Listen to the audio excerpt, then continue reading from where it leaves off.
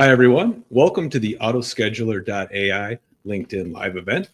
The title for this event is Supply Chain 2025, What to Expect and What Not to in a Volatile World.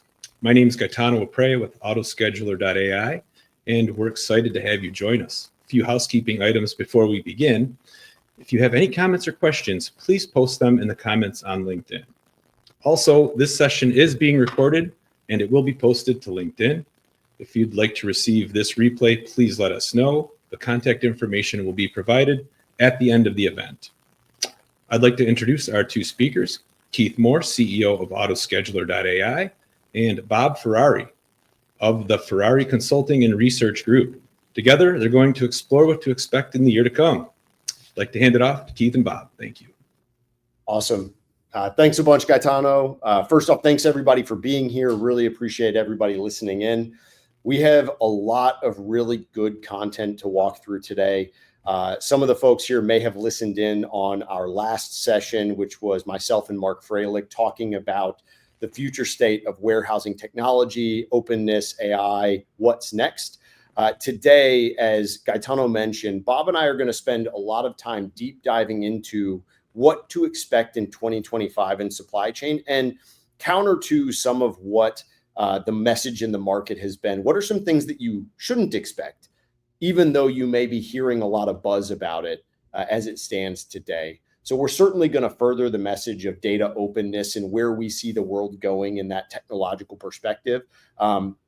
But I really want to talk a little bit more from an economic level on where do you, as somebody who either runs a supply chain, operates inside of a supply chain, or lives in it day to day, where do you see the world going over the next 12 to 18 months? Before we really get rolling, Bob, if you don't mind, I think folks know me, Keith Moore, CEO of AutoScheduler. You do a ton of amazing research. From your perspective, do you mind sharing just a little bit about the work you do and the research that you do independently to talk a little bit about how you were able to get a lot of the data for these predictions? Yeah, glad. And welcome. My welcome to all the LinkedIn viewers today. My background includes multiple roles in industry supply chain technology firms, as well as industry analyst firms. And before that, I've served in a number of roles in supply chain, be it planning, be it operations, be it customer service, and not just in the notion of the function, but also in IT support. I have implemented systems, painfully sometimes. I have done project roles in here. I have done sales and operations planning, types of deployments across global areas. So I bring up a good kaleidoscope of experience, and I've been in this game a good many years. And as I often humor audiences when I speak to them, I've got the gray hair to prove it. And secondly, I've seen a lot of these movies and I know all the different endings. And that's kind of the perspective that I provide when I talk about these things. And so for folks here, if you are not familiar with Bob's research, he writes a lot of fantastic content, does fantastic research. We'll talk about how you can access that at the end of the session. So as we get into it, right, before we start walking through the predictions of what to expect and what not to expect, some further housekeeping, as Gaetano mentioned, I would strongly encourage everybody listening, if you have a comment, a question, a thought, please share it in the comments here. As we are going, I'm going to be trying to read those in real time and then work those in. So we will obviously have time for questions and comments at the end.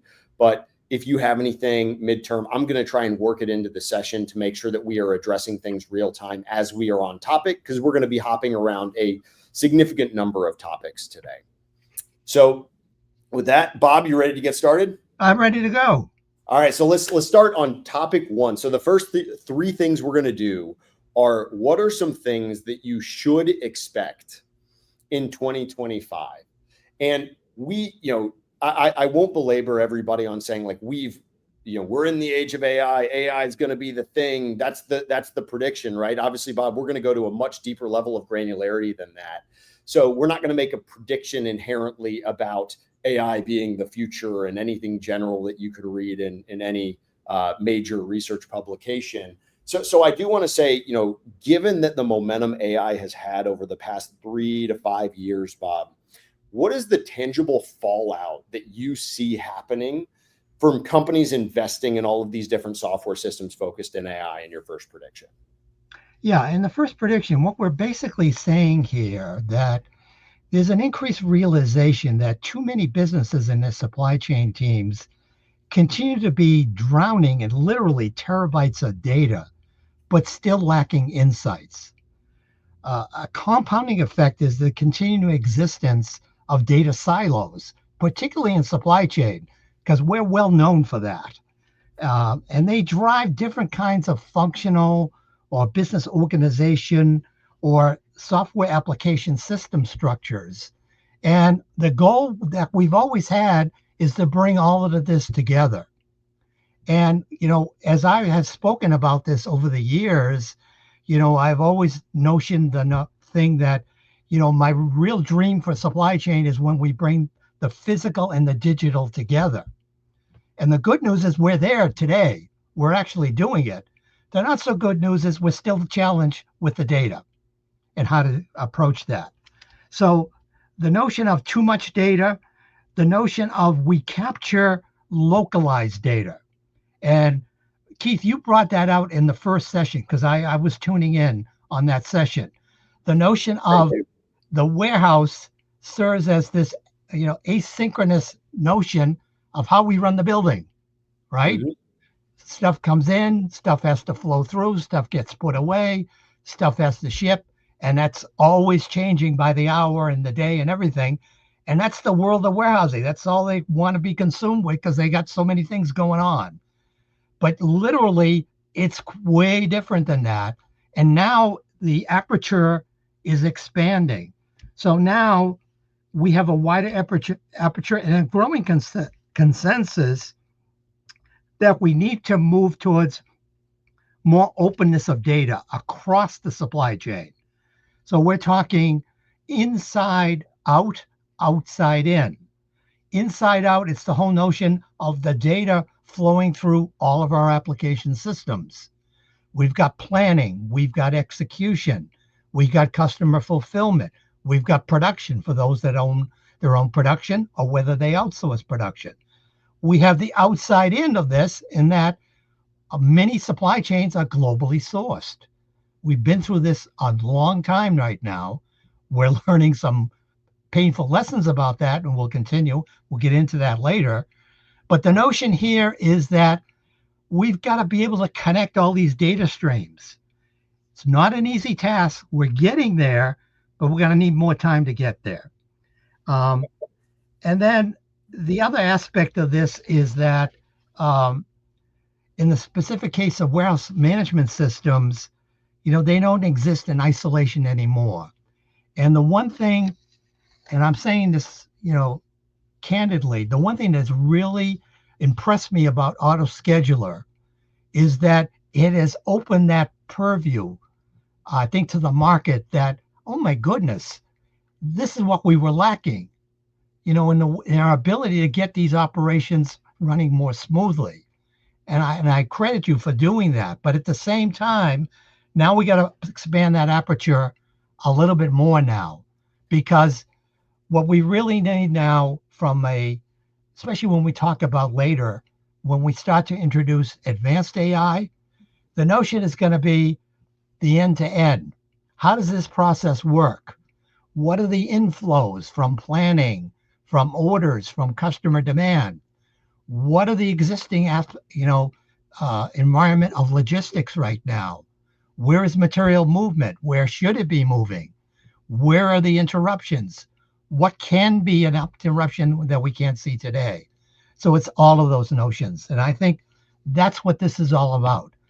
This is a year where we got to spend a lot more time on this whole notion of our data management and harmonization strategy. And then one final note, and I'll let you hone in on this. The other part of this is that, and I wrote about this earlier this week. The other part of this is within businesses today, and particularly CIOs in those businesses, they're dealing with another near-term problem, and that is they've got ERP systems as their backbone. Some of them have converted to cloud-based iterations. A good majority of them have not. And they've not done so for a number of legitimate business reasons. Whether it was risking a disruption, whether they felt that their data wasn't ready enough, and other things. Well, those decisions now are coming to the forefront. So now they're going through the same assessments. Okay, we need a data management strategy. Where is it going to be? How are we going to bring these platforms together?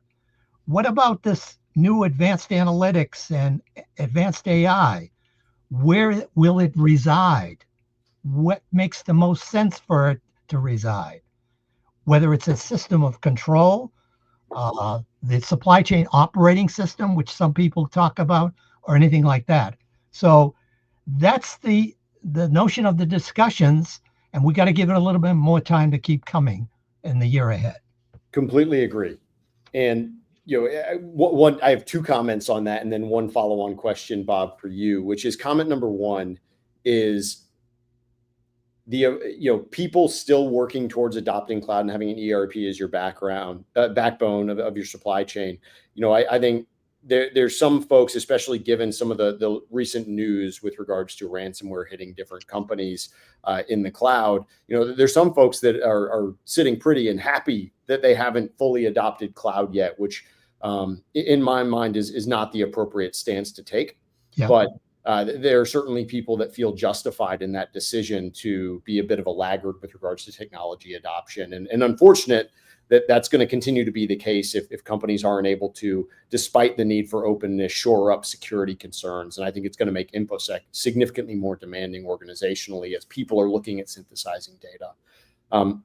The second call out is I have found just through working with a variety of Fortune 500 companies that data silos are often the result of functional business silos that exist. It's not just, you have a WMS and you have a TMS and you have an ERP, but it's also, you might have a chief supply chain officer and then you have a head of distribution operations, and their job is to lob things over the fence to the transportation team and make sure that they can pick it up. But there's been no need to build a system of systems because you also have a functional silo that is operating around the singular data silo that you've built.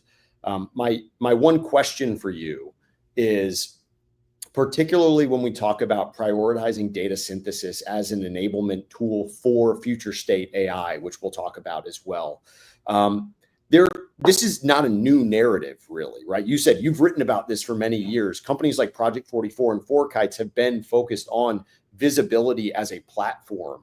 Right. I guess what is changing now versus the prior years that is that's really going to drive this in your mind? Well, there are a couple of things. The first thing is these startups, what they originally ran into was a lack of common standards across these B2B environments. Remember, when we look at the history of supply chain technology, a lot of the early innovation came from the planning side, particularly in the notion of data management and information streaming and things like that. It had to, because we're talking about planning data, and it's got all that stuff. Unfortunately, on the execution side, and particularly what you mentioned, the day-to-day, the B2B data streams, not so. So that was the promise of all these startups. That's why they were able to gather all of this incredible seed money. There was a time there where my head was spinning about the number. That says a lot about the venture market as well, though. Yeah, exactly. So they got into this, and they are now, they started addressing this and the notion of, okay, let's drive some standards. Let's drive some common basis open standards so that we can get this data. Unfortunately, what they ran into was a freight and logistics market that went into depression, right? So then their notion about, hey, I can provide you value and look what I can do. A lot of customers looked at it and said, yeah, that's what we need. But we can't afford to invest right now because we're hemorrhaging, on this side. I mean, we're getting killed with transportation costs that we didn't even plan for. So I think that's the observation in that area. It's a good call out. And I'm looking at time, and for everybody here, right, we're going to go pretty hot and fast through all these things. So I want to make sure we're keeping on track because we have 6 predictions we want to get through. So let's change gears a little bit and talk about your second prediction of what to expect in 2025. So for those of you that didn't hear, we just had an election recently in the United States. So let's talk a little bit about geopolitics. So Bob, with that election happening and now in the rearview mirror, what do you think is going to happen to supply chains geopolitically as we look forward into the next 12 months? Well, this is the question of all questions, and this is certainly going to be on the listing of many analysts' predictions for 2025 and beyond, and it's clearly on ours as well. Indeed, there are ongoing rapid changes that have happened, and the interesting part about this is, as our listeners take a step back, you might recall that over the last couple of months, there's been this notion in the industry that, finally, we're getting to some period of stabilization. We can take a step back now and let's, figure out where we are and what we need to do and everything. And boom, as you said, the election happened. Donald Trump was elected. He's president-elect. And to my notion before about we've seen the movie before, well, the movie is the first Trump administration and what happened. And on our Supply Chain Matters blog, believe me when I tell you, there wasn't a day that didn't go by where we didn't have a plethora of developments that we could write about, whether it was increased tariffs, trade wars, trade restrictions, all of the kaleidoscope of events. And basically, that's what we see forthcoming, okay? Yep. And we're already seeing early indicators of that. Just last week, the Trump administration presented, its first salvo, 25% tariffs for Mexico and Canada, import tariffs. Well, guess what? That blows up the USMCA trade agreement. So what does that mean? All right. And then the notion of China, 5%, 10%. Now, remember, these are political processes. All right. So these are like poker games, you throw a bluff out there, and then you got to go through the process, and there's got to be some rationalization, and then it has to settle. So in the meantime, supply chain teams are going to be geared back into the notions that they were during the pandemic, right after the pandemic, when demand exceeded all available supply, and then when the global logistics network atrophied. So think of those activities and think about the notion that that's what you're going to do now. This is what to anticipate. So the aspect here is, and we'll get to that in a later prediction, I'm not going to give it away, but now you got to get back into that sense. Okay. Now here's an example. All right. For preparing for this upcoming holiday fulfillment season, many of you, especially if you're in retail, darn well that the decision was made, hey, there's already tariffs that are going to kick in from China at the end of the year. So all of that inventory coming from China, let's bring it in early. It makes more sense. It's, we can offset that. So it was set in motion. So inventory was brought in the August,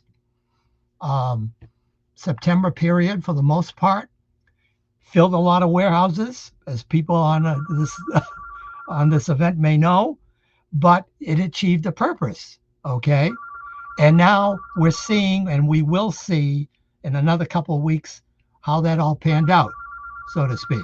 And Okay. I would add one thing as well, just with regards to independently just on tariffs and how those interact. So, I'm no economist. Obviously, as soon as that was announced, I went and did a ton of research into how well did they work in the first term. There's obviously, I read primarily academic papers and research on the topic. There were some positives that came out of it with regards to objectives. There were a large bevy of things that didn't work nearly as well as anticipated, and some economic impacts as it related to the overall GDP, of the United States, and the overall growth or economically of the country. But I would call out just the time impulse and something like a tariff that goes into place at a certain time. There's obviously the short-term gain or the short-term benefit that companies can take advantage of by pulling inventory forward ahead of the tariff, and you save so much money, or you don't have to upcharge so much based on the economics of how you do it. But the long-term ramifications of those tariffs are, you can't just, particularly we do a lot of work with big CPGs and big retailers, big organizations. A lot of manufacturing had been done overseas in Asia. And I think we are just now starting to see the nearshoring. I mean, it became a thing after these first tariffs. Obviously, it was a thing prior, but these first tariffs really accelerated some of the nearshoring that was happening to Canada and Mexico, which, so what's interesting to me about geopolitically, what could happen given the poker game plays out, which I love that analogy, is you could start to see a scenario where all these companies that finally got stabilized inside of a Mexico for manufacturing now have to go and strategically figure out how to lift and shift their manufacturing operation again, or pass that cost on to consumers, which is just a hard thing to do. Yeah. So maybe if you don't mind, just spend a little bit on that, and then I know you have a few other comments you want to make on this topic, just given how much is likely to change. Yeah, I think it's all of that, and I can tell our viewers that 2 years ago, we predicted that a lot of organizations would go to the China Plus strategy. And, Apple was the lead on that. And then a lot of other companies followed, just like you said, right?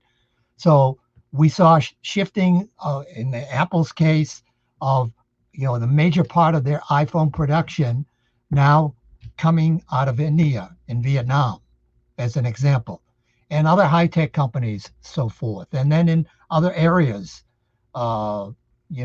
equipment and so forth. So over those 2 years, exactly as you said, the China Plus strategies manifested themselves. Supply chains did their risk mitigation from a procurement and sourcing perspective. And then nearshoring became even more attractive, as well as domestic shoring. So all of that happened. And absolutely, that's where we are today. When the first salvo of the Trump tariffs came last week, and then business media blew up at that point saying, oh my goodness, what's going to happen? I remember all the headlines. But I would add, there's one other dimension here that supply chain teams now really need to focus on, and that's the geopolitical aspects of this. Because remember, over the last year or two, we've had the Ukraine and Russia hostilities. Then we had the Red Sea terrorist actions in the Middle East. Then was the Israeli Gaza, and then Israeli Hezbollah. And now watch the headlines, and now you see this notion of the geopolitical really starting to heat up. In Europe right now, a lot of things are happening. Mm-hmm. So if you're a chief supply chain officer now, or a chief procurement officer, you're looking at all this and you're saying, wait a minute, not only we got a tariff issue that we've got to mitigate, we got a geopolitical one that we've got to mitigate. And it's going to be difficult, but we're going to have to get through it. So it's all of those. Completely. And to kind of to set up a future prediction, obviously, given that there's going to be so much geopolitical disruption, we expect obviously executive teams to laser focus in on that and only that, and make sure they have resilient supply chains like they did this past year. Yeah. And that's sarcasm for everybody listening in. Expectations never go down for some reason, or the aperture of expectations never go down. So let's change gears again, and let's talk about your third prediction, just to make sure we stay on track. There's obviously so much to unpack there. We could do a full session on it. Obviously, if everybody wants to follow Bob's work, which he does really well on the geopolitical aspects of supply chain, please check out his website and his blog and other work. So let's talk now a prediction on AI. So we've talked about data, we've talked about geopolitics. In 2025, particularly as it pertains to AI and LLMs, your third big prediction is about kind of adoption across supply chain functions. So particularly as it pertains to artificial intelligence, what do you think is going to happen? Well, what I think is going to happen is that narrow AI will remain more impactful than generative AI in this time window, the 12 to 18 month time window, especially for supply chain operations, which is the bulk of our audience probably tuning in right now. And there's some realities here that probably we need to ground the audience in.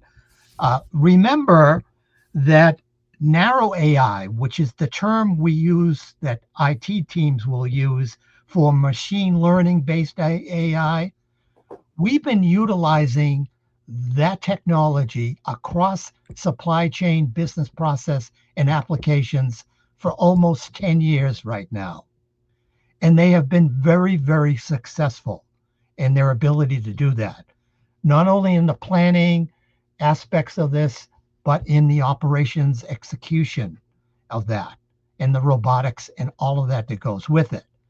So the context there is, when you listen to the marketing that's going on, particularly the hype around advanced AI, ChatGPT, whatever, you don't hear the differentiation between narrow AI and advanced AI. So if you're looking at that, that's the first thing you want to do. And I recommend you do, hone in on that and ask for that specification, because it is important. Because in the short term, in this window, it's going to be narrow AI, because there's a lot more work that needs to be done on the advanced AI. At the same time, businesses themselves, they cannot afford to ignore the promises and the impacts that this can bring to their business. So they're going to continue to do their evaluations, and they're indeed doing that. There's proof of concepts going on. CIOs across many industries right now are all tasked with these proofs of concepts. Hey, do we have applications in finance? Do we have applications in HR? Do we have applications in supply chain? And indeed, I have heard of, and other analysts, we've all heard of these trials and proof of concepts that are going on in procurement, and the notion of supplier intelligence, in contracts and contracts management, in planning with the notion of demand and synthesizing demand through all the various channels, in customer service and the notion of understanding where all your equipment is, and basically how do you marshal support resources for equipment that breaks down. So there's going to be a lot of that that's going to continue during this whole thing. While that is happening. I would just piggyback on that, if you don't mind, right? For everybody listening, and I've spent the past 10 years in the space, I think this is super insightful, because the expression and the prediction here isn't that investment will be higher in narrow AI than Gen AI. That is likely not the case, given every company's trying to figure out how to make use of it. Exactly. But I think what we are seeing, going back to point number one, is the data quality across functional silos in the supply chain is not good enough for generative AI models as they exist today, except in fairly narrow functions, meaning the value and the impact of narrow AI across these systems, which are going to be boutique, custom-built models based on available data, are going to have a much more relevant impact on the business and the dollars and cents and service levels of the supply chains than Gen AI is next 12 to 18 months. This is not a 5 to 10 year prediction, right? Right, exactly. It's not mainstream supply chain or business critical supply chain. That will come eventually. This is a preparatory step for that action. And then the other notion here is that, again, there's time needed to sort of line up the groundwork, the foundation that has to be done to get into these other areas that are going to come down there. And that's, again, the increased proof of concepts in this area. And then, more importantly, the architecture of this. And that's where I sense the real, I don't want to say confrontation, but I want to say discussion, constructive discussions are going on as we speak. Because we have, and I'll be brief here because we can do a whole session on this as well. Every single one of these, I think. Right. We have the ERP providers that are now marketing the notions of, we have advanced AI. So as you adopt to the new cloud-based applications, we already got the chat box baked into this. We've got the backup aspects of this. All of that is basically what we provide or will provide. What they don't tell you is the time window of that. Okay. Now, I've worked in ERP, I've worked for SAP, I've worked for Oracle, I've worked in marketing in those, and I know how to play that game. I was taught that game of how to market to the CIO and to the C-suite versus marketing to the supply chain operations folks who get beat up every day. There's a big difference there, okay? So that's what's going on right now. And that's a key point for our listeners and viewers to understand, because let this process happen, because it's critical. Because when we talk on the supply chain planning side, which I grew up in, we talk about a system of control, a singular data store that has all of your supply chain data. Okay, not your CRM, not your finance, supposedly, but that'll come later. That's advanced AI. But just your supply chain data. And by having that, that's the way we can do the streaming data. We can tap and execute the decision-making in a more timely manner. So we want to preserve that as much as we can. So we've got the supply chain planning community coming up the stack, so to speak, wanting to do these capabilities from a technology perspective. We got the ERP providers coming down the stack, and the two of them are coming together. And the question is, how do you come together? And that's going to be a company by company decision. There's so much to unpack there. And for anybody listening in, right, getting product ideas in future state, like, this is where the world is headed. I think it's fair to say everybody sees where the world will be going. What it's going to come down to, in my mind, is a function of execution, a function of openness of data, and a function of collaboration between vendors like an AutoScheduler and large companies, which partner of ours like SAP, who are offering a lot of these capability sets.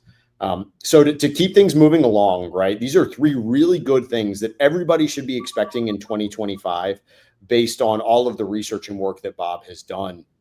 I want to kind of shift over and talk a little bit about what are some of the things that aren't going to happen. So what are some things not to expect in 2025, despite what, common culture, the news are generally saying is going to be the case.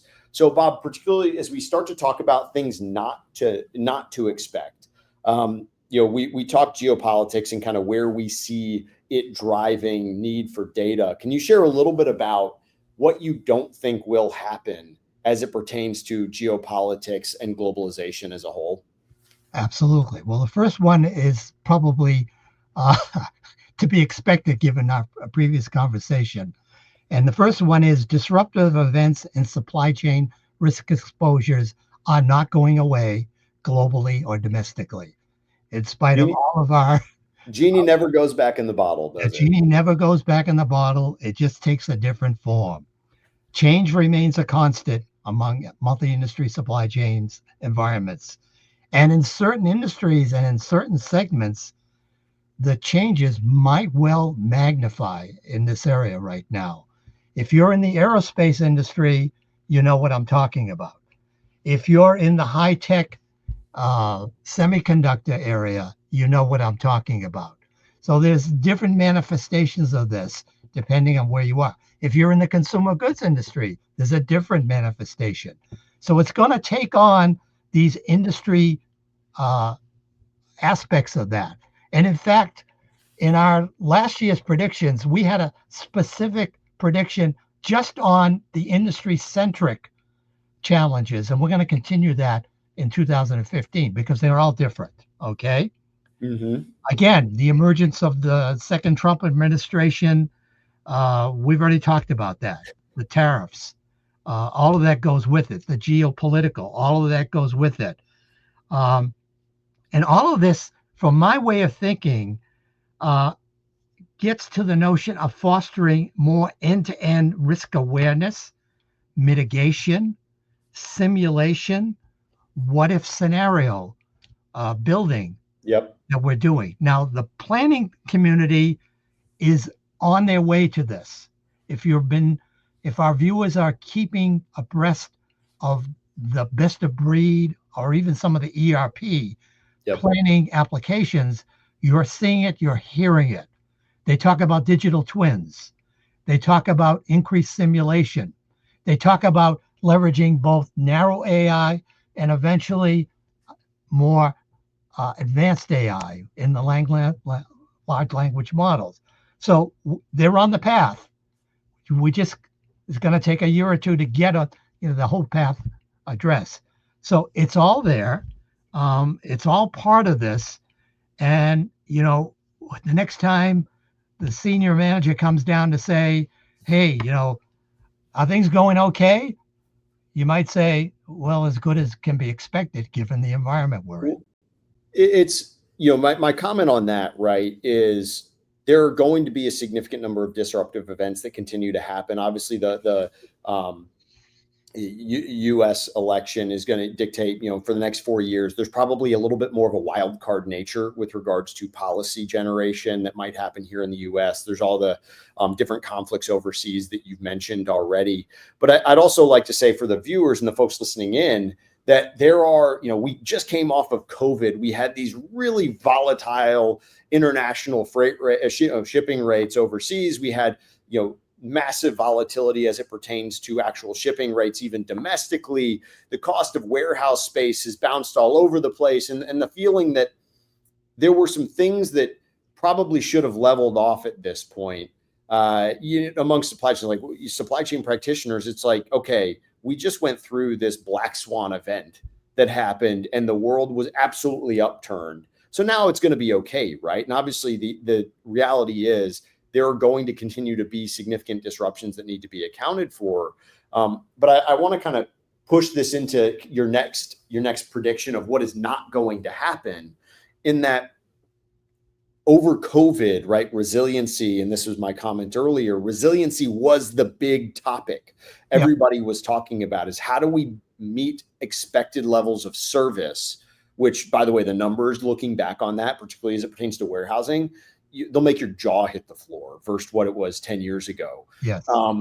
But you would expect with resiliency being the focus that the world's ready for, for lack of a better term, a regime change with regards to C-suite expectations.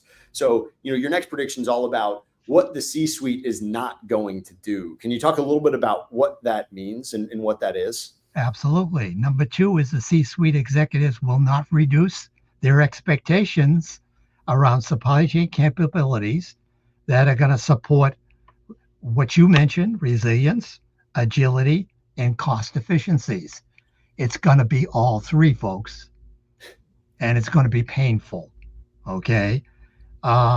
It's kind of a good and not so good reality in that, as you pointed out, Keith, a lot was accomplished. As I acutely remember, at the height of the pandemic, when companies were literally reporting that within days, their demand cycles and their supply sources stopped, just stopped. And their systems stopped as well because they couldn't access them. You couldn't think of a more fraught business continuity situation as that. But yet, people, ingenuity was the game. People got into war rooms in supply chain. People made calls. People contacted other people, suppliers, providers, whatever. So we all have memories of that. Okay. And then we had learnings. So two things came out of that. First, this C-suite began to really finally understand that, hey, everything we do in the supply chain, it's not a cost center. It's an enablement of business strategy. Oh, goodness. We've made it, folks. We made it to the big time. Dinner table conversation. Dinner table, right? I didn't go to a cocktail party or an event where people didn't ask me, hey, I'm missing my doors. I'm missing this. I'm missing that. What's going on in supply chain? It was a conversation. It was Wall Street Journal every day. We loved it. The not so good news now is, yeah, it's part of the C-suite. They understand it. Now they're turning around and saying, look, you got to continue to do the things you're doing, and you got to also give us the cost effectiveness part of that. Now, I'm raising this also because there's relatively new survey data. One is Ernst & Young. There's another one as well that are pointing out from the latest survey data and some CFO data that the leaning now is going a little bit more towards the cost aspect. The cost, I see the same thing. Okay, good. You've seen that, right? Just in your travels. And I think there's two perspectives on that. The first one is what we already covered. Large language model, advanced AI. CEOs have seen this. They're hearing it. They're concerned about it. They're tasking and they're saying, hey, we can't get upended in our industry by this technology. And there's implied promises here about cost effectiveness, cost efficiency. So there's no reason in my mind why all of a sudden that's leaning that way. It was bound to happen. So that's the first part of it. The other part of it is, this still needs to get some cost efficiency going here. And this is around operations automation. This is what it's really going to be about over the next 12 to 15 months. I don't know if you see it, but I see it clearly. And the thing we need to point out to our viewers here is the lessons we've learned from the past are that fixed automation is a point in time. It didn't include the aspect that, hey, our business is going to change like 180 degrees. We've gone from, hub and spoke types of distribution networks to now distribution and customer fulfillment networks that are closest to consumption regions. Look at like micro fulfillment centers. We're not a thing. Look what Amazon has done. Amazon upended its entire customer fulfillment and distribution structure and got more cost effectiveness by doing it amazingly. Walmart is doing it. Others are doing it. So the notion here is automation, but the lesson learned and to be applied is flexible automation, human-assisted robotics, the notion of, fixed automation, going away from fixed automation and more towards flexible automation that you can change in a couple of days. And supply chain teams, as you know, and I'll wrap this up, are very much accustomed to these seasonal, like right now, holiday fulfillment. It's, hey, everybody on board, all the people on deck, everything going on at the same time. Now, the notion is with these robotics, hey, I'm going to lease another 10 robots to get me through this. Yep. And that's become very, very effective now in this new model. I love the robots as a service model.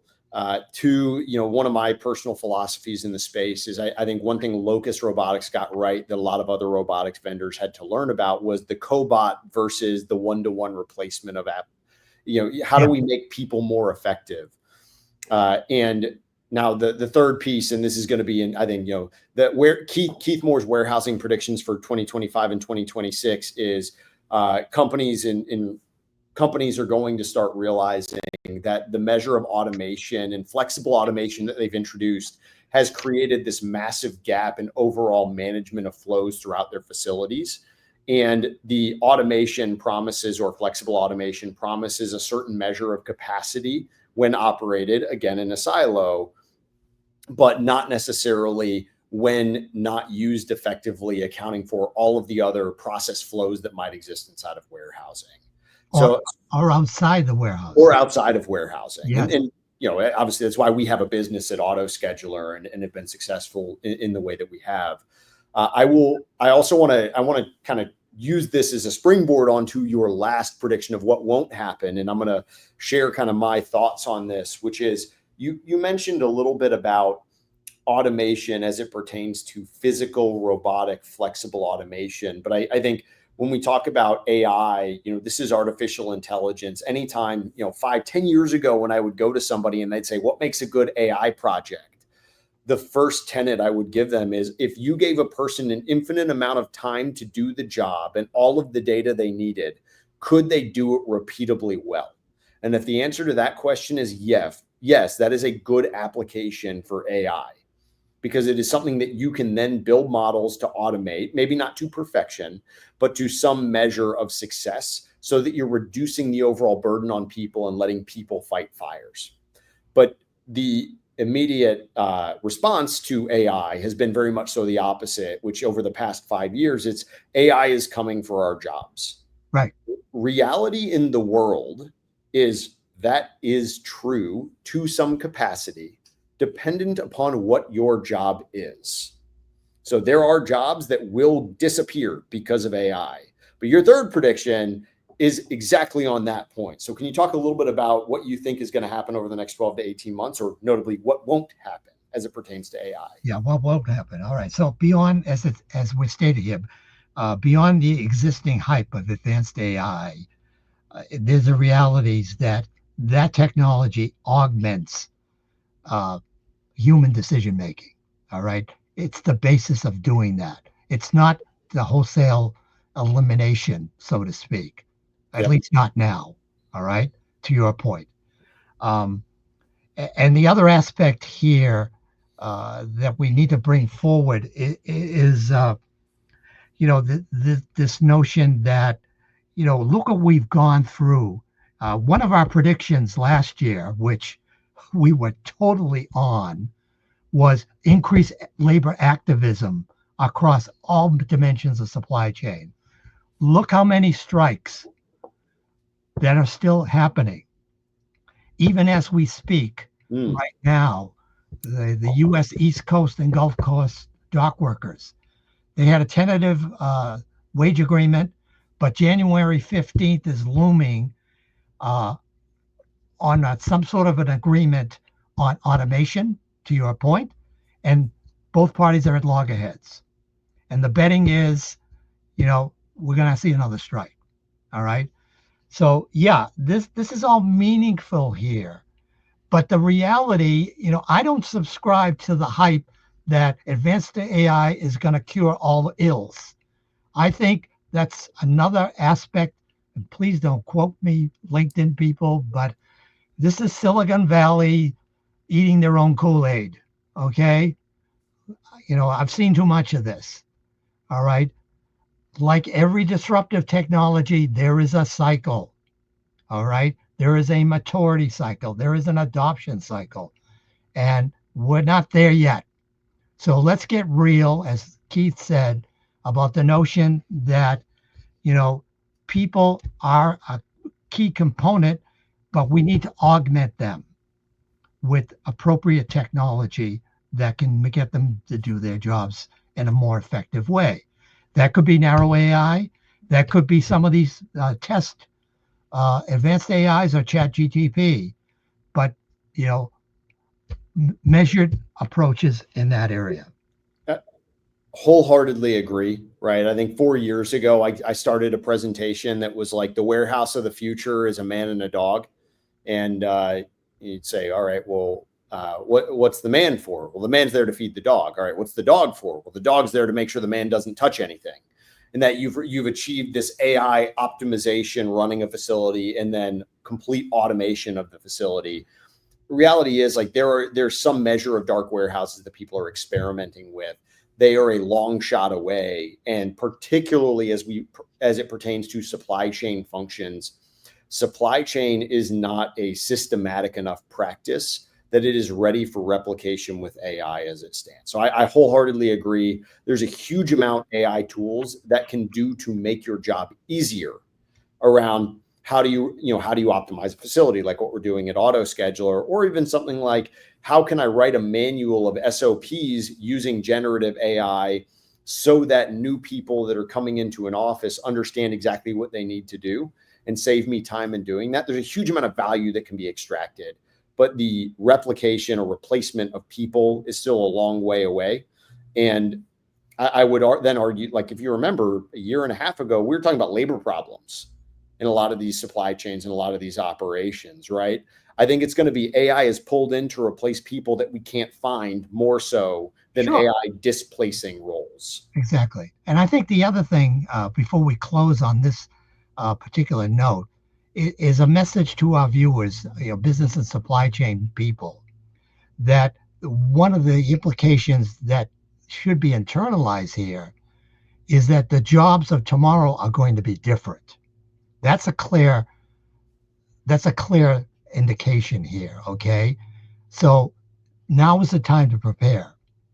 Prepare for what those skills are going to be after all of this shakes out and we get to this other era and what that implies. So that's taking a look at what these jobs can be, the skill requirements that they will have among many, many different dimensions, operationally, middle management, whatever, and start to do your preparation for that. So, you can be on the leading edge of that. I think that's an important message to leave with our viewers. Completely aligned. So, Bob, we are about at the end of our time here. This has been fantastic material. So first off, thank you for preparing these 6 predictions and not predictions for 2025 and the research and all of the background that you have to be able to speak to them. For anybody, if you do have additional questions, please throw them in the chat. I think I've addressed most of the commentary that's come through as we've talked. But if there is any questions that are outstanding, now is the time, or reach out to us afterwards. So before we wrap up, Bob, what is the right way for people to get in touch with you if they want to learn a little bit more? Okay, they can reach our website. It's www.theferrarigroup.com, or they can access Supply Chain Matters, which is supply-chain-matters.com, or through our website. And that is my email that you see on the screen if you want to reach out directly to me. Awesome. And for folks here, like, I cannot speak highly enough about Bob's research. We've obviously only covered the tops of the waves today on a lot of the material that he writes about. But if you want really great in-depth analysis on every single topic we just discussed, you can find it all at Bob's website. If you want to get a hold of AutoScheduler, you can obviously find me on LinkedIn, or reach out to Lisa Pooley, who is our head of marketing at lisa.pooley@AutoScheduler.ai. With that, thank you, Bob, for participating in this. Thank you for walking through all of this fantastic content. Thank you for everybody listening in. Bob, any closing thoughts you want to share? Let's look forward to a very productive 2025 and beyond. Everybody have a great holiday season. We'll talk to you guys soon. Have a great holiday. Bye, y'all.